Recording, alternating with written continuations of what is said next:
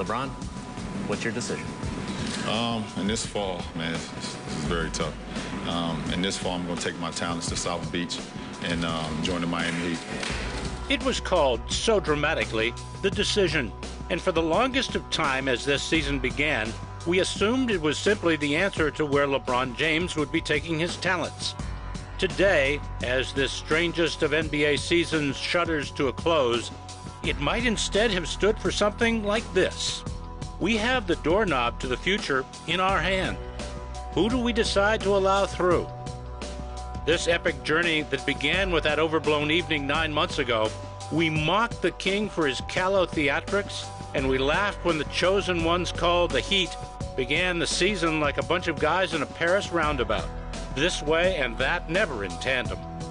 This adventure that began as nearly every season had for a decade, with the Lakers and the Spurs and the Celtics dominating another bewildered flock. Alley-oop to Brown. Oh, threw it behind him and still knocked it down. This campaign that ignored the Bulls and the Mavericks, the Grizzlies, the Hawks and the Thunder for most of its run.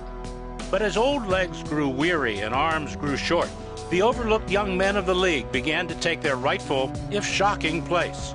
Head for Wade. There he goes. Oh!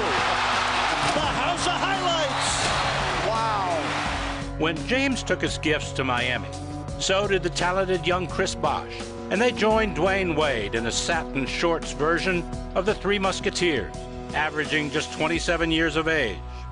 Their second-round playoff counterpart, the Boston Celtics, which had used that same three-superstar formula so successfully for years, trotted out Ray Allen, Paul Pierce, and Kevin Garnett, who averaged 35 years. Case closed, dramatically. The San Antonio Spurs, with the aging Tim Duncan at the helm, found themselves as the prohibitive first seed against a lowly Memphis team. And for only the fourth time in the 28 years of this current playoff system, last didn't just beat first, but humbled them. The Grizzlies, for the first time in franchise history, are in the second round of the NBA playoffs. At least the Lakers, who went 15-1 after the All-Star break and seemed ready for a three-peat, made it to the second round. But they're swept away and embarrassed in Phil Jackson's coaching finale by the Dallas Mavericks, who weren't the youngest team in the playoffs, but perhaps the hungriest. So there we stood, without Garnett, or Shaq, Kobe, or Duncan, left in the playoffs for the first time in what seemed like decades. But instead of weeping over the demise of the grand old stars, the NBA celebrated a wealth of baby boomers. The Randolphs and Conleys, the Durants and Westbrooks, the Roses and Noahs, the Jameses and Bosches and Wades, and the Nowitzkis and Kids and Terrys. Oh wait, does that trio belong to this group?